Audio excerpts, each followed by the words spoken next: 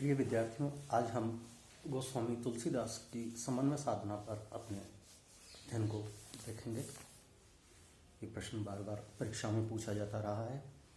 देखिए इसके उत्तर में हम क्या क्या बिंदु ले सकते हैं, किस तरह से इसको हल करेंगे। गोस्वामी तुलसीदास अपने समय के लोक नायक और हिंदी साहित्य के उन्नायक महाकवि माने जाते हैं। उनके आविर्भाव काल में हमारे देश की स्थिति अत्यंत दयनीय थी। सारे भारत में मुगलों का प्रभुत्व था और हिंदू जनता अपनी धार्मिक चेतना एवं भारतीय संस्कृति की रक्षा करने में स्वयं को असहाय अनुभव कर रही थी। समाज में अनेक मतांतर प्रचलित थे और जाति, धर्म तथा दर्शन के आधार पर समाज कई टुकड़ों में बटा हुआ था। अतः तुलसी के सामने सामाजिक संगठन का सबसे बड़ा दायित्व था। इस दायित्व को उन्होंने अपने काव्य के माध्यम से पूरा किया। उनकी इसी विशेषता को लक्ष्य करके डॉक्टर हजारी प्रसाद द्विवेदी ने कहा है कि उनका सारा काव्य समन्वय की विराट चेष्टा है। लोक और शासन का समन्वय, गृहस्थ्य और वैराग्य का समन्वय, भक्ति और ज्ञान का समन्वय, भाषा और संस्कृति का समन्वय, निर्गुण और सगुण का समन्वय, पांडित्य और अपांडित्य का समन्वय। रामचरितमानस शुरू से आखिर तक समन्वय का महाकाव्य है। अब सबसे पहले हम उस समय की परिस्थितियों को देखते हैं कि परिस्थितियां कैसी थी। गोस्वामी तुलसीदास के आविर्भाव तक देश पर मुसलमानों का पूर्ण प्रभुत्व स्थापित हो चुका था। भारत का सांस्कृतिक सूर्य डूब रहा था या डूब चुका था।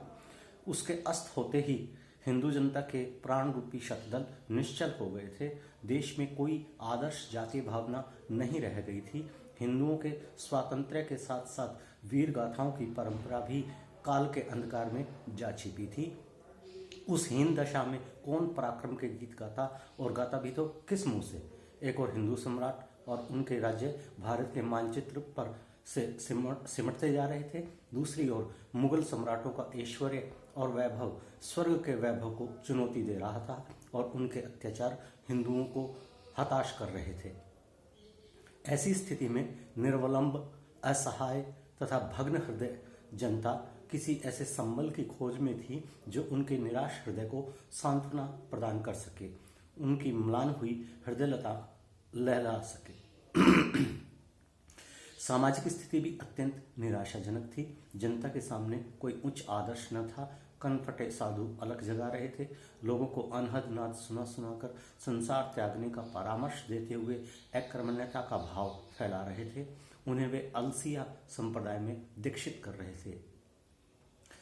विभिन्न धार्मिक संप्रदाय वैष्णव, शैव और शाक्त आपस में द्वंद्वरत थे।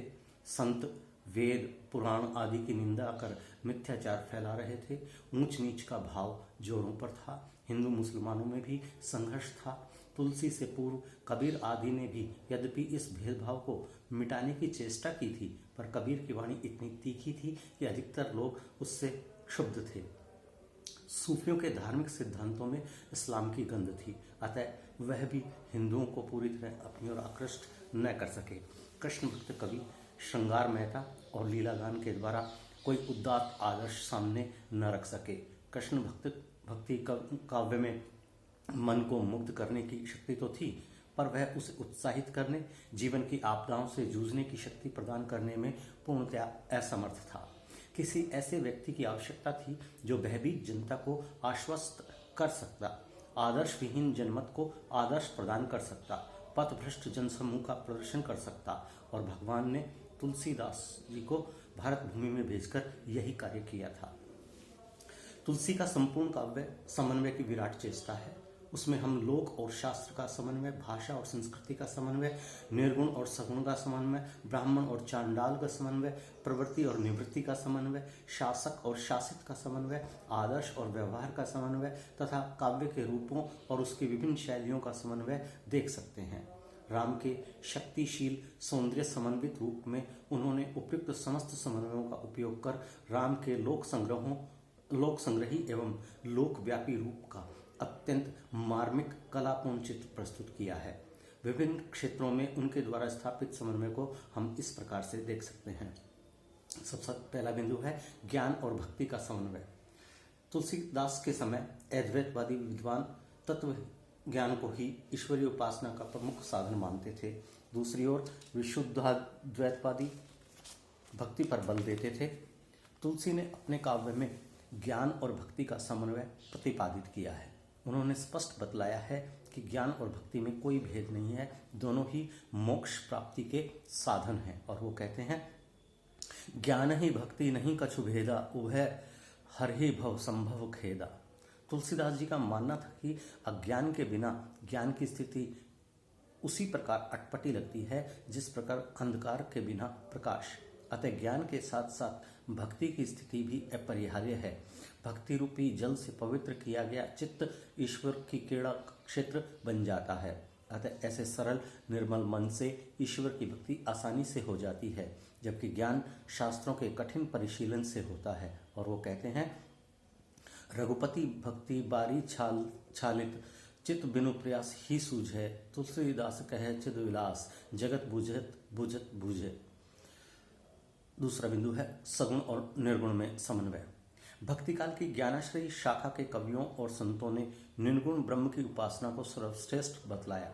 कबीर ने निर्गुण निराकार परमात्मा का ही जीवात्मा में निवास बतलाया तथा रहस्यवादी साधना पद्धति का प्रतिपादन किया। जायसी ने भी निर्गुण उपासना का पक्ष लिया। अन्य कवियों जैसे सूरदास आदि ने सगुणोपासना का समर्थन किया और अपने आराध्य के सगुण साकार मूर्ति स्वरूप तथा दिव्याकृति का वर्णन करते हुए अपने काव्य में उसे ही प्रमुखता प्रदान की।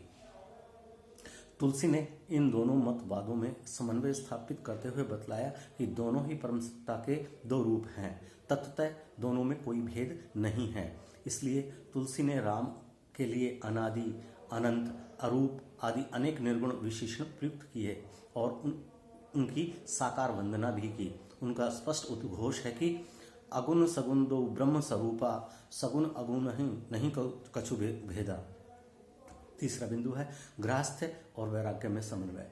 तुलसी ने उन व्यक्तियों को अच्छी तरह से देखा था जो या तो अपनी पत्नी के मर जाने से या दिवालिया होने से सन्यासी हो गए थे। उनका साधुवेश पलायनवादी प्रवृत्ति का द्योतक था और वैराग्य तामसिक था। तुलसी ऐसे वैराग्य के विरोधी थे। उन्होंने स्पष्ट लिखा है कि साधक चाहे घर में रहे या वन प्रांतर में, उससे कोई अंतर नहीं पड़ता, परंतु विषय वासना से विमुक्ता आवश्यक है। और वो कहते हैं, जो जन रूखे विषय रस चिकने राम स्नेह, तुलसी ते प्रिय राम के कानन बसही के गे। और भी वो कहते हैं, घर कीने घर जात है, घर छाड़े घर जाई, तुलसी घर वन बीच ही पर यो प्रेम पुरछाई। अगला बिंदु है शैव और वैष्णव में समन्वय।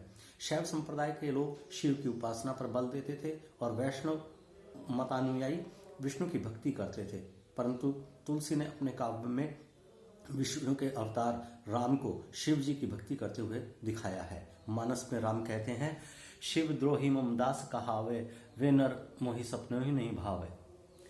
अगला बिंदु है ब्राह्मण और अब्राह्मण में समन्वय। उस समय जातिगत भेदभाव चरम सीमा पर था। समाज में शूद्रों की दशा अत्यंत खराब थी, उन्हें अछूत समझा जाता था। तुलसी ने निषाद राज को गुरु वशिष्ठ के गले लगते बताकर ब्राह्मण और शूद्र के भेद को निराधार बतलाया है। राम की निषाद एवं शबरी के प्रति वत्सलता भी जातीय भेदभाव का खंडन करती है। अगला बिंदु देखें, राजा और प्रजा में समन्वय। तुलसी के राम प्रजावत्सल थे। वे प्रजा की सुरक्षा का सदैव ध्यान रखते थे। प्रजा के कष्टों को दूर करना वे अपना कर्तव्य समझते थे। तुलसी ने इस प्रसंग में प्रजा को भी राम के साथ वन जाने के लिए तत्पर बतलाया है। लोक पक्ष का आदर करने के लिए ही राम सीता का परित्याग करते हैं। तुलसीदास जी ने स्पष्ट कहा है कि प्रजा को कष्ट मिलने पर राजा नरक का भागी होता है। और वो कहते हैं, जासु राजप्रिय प्रजा दुखारी, सो नरप अवसी नरक अधिकारी। अगला बिंदु शील और सौंदर्य में समन्वय। तुलसी ने अपने आराध्य राम के व्यक्तित्व में इन दोनों गुणों का समन्वय किया है। उनके काव्य में सौंदर्य का चित्रण अनेक स्थलों पर हुआ है। जैसे एक उदाहरण देखें, कोटि मनोज लजावन हारे, श्याम गौर किमी कहो बखानी, गिरा ए नयन नयन बिनुवानी। राम के शील अर्थात विनम्र मर्यादित आचरण के उल्लेख से समग्र तुलसी काव्य व्याप्त है। वे माता पिता, भाई, मित्र आदि सभी के प्रति अत्यंत विनम्र रहते हैं और सामान्य जनों से भी उतना ही स्नेह रखते हैं। राम के शील का सुंदर उदाहरण गीतावली में मिलता है, जब लक्ष्मण के शक्ति बाण लगने पर वो कहते हैं, मेरो सब पुरुषार्थ थाको, विपत्ति बटावन बंधु बाहु विनु, करो भरोसो काको। और आगे कहते हैं, गिरी कानन जय हैं शाखा मृग, हों पुनि अनुसंघाती, हुआ है कहाँ विभीषण की गति, रही सोच भरी छाती। अगला बिंदु देखें, राजनीति और लोकहित में समन्वय। गोस्वामी तुलसीदास ने राजनीति के क्षेत्र में आदर्श की स्थापना करने के लिए राम राज्य की कल्पना की। उन्होंने राम राज्य का आदर्श बताते हुए एक और शासकों को सावधान किया और उन्हें अत्याचार करने से रोकने का प्रयत्न किया। और वो कहते हैं, जासु राजप्रिय प्रजा दुखारी, सो नरप अवश्य नरक अधिकारी। दूसरी ओर ऐसे समाज की परिकल्पना करते हैं जहाँ सुख और शांति छाई है और कलाओं का पूर्ण सम्मान होता है। और वो कहते हैं, दंड जाति न कर भेद, जह नर्तक नृत्य समाज, जितहूँ मन ही अस सुनिए, जग रामचंद्र के राज। तुलसीदास यह जानते थे कि राजा में दार्शनिक मनोवृत्ति का होना आवश्यक है। राम को उन्होंने आदर्श शासक के रूप में प्रस्तुत किया है। राम राज्य एक तंत्रीय शासन न होकर प्रजातंत्रीय शासन ही था। राजा का धर्म प्रजा का पालन, रक्षा तथा सुख समृद्धि का ध्यान रखना था। तुलसीदास ने राम राज्य का चित्र उपस्थित करते हुए कहा है, दैहिक दैविक भौतिक तापा, राम राज कहूँ नहीं व्यापा। और आगे कहते हैं, सब कर करहि परस्पर प्रीति, चलहि सब धर्म निरत श्रुति नीति। राम राजा समाज रूपी परिवार का ही एक सदस्य होता था। राम ने भरी सभा में कहा था, तुलसीदास के शब्दों में, जो अनीति कछु भाखो भाई, तो मोहि बरजेहु मैं बिसराई। राजा में केवल त्याग का ही नहीं, वीरता एवं पराक्रम का गुण भी होना चाहिए, तभी वह दुष्ट दमन तथा सज्जन रक्षा में समर्थ हो सकेगा। राम दोनों ही गुणों से संपन्न थे। तुलसी ने राजा के सम्मुख सूर्य का आदर्श रखा था, जो जल कब सोख लेता है इसका पता तो नहीं चलता, परंतु जब जल बरसता है तो प्रजा कृतकृत्य हो उठती है। और वो कहते हैं तुलसीदास जी, बरषत हर्षत लोग सब, कर्षत लखै न कोई, तुलसी प्रजा सुभागते, भूप भानु सो होई। इस प्रकार तुलसीदास ने राजा को मुख के समान बनने का संकेत किया है और बतलाया है कि जिस प्रकार मुख भोजन ग्रहण करके शरीर के अंगों को पुष्ट करता है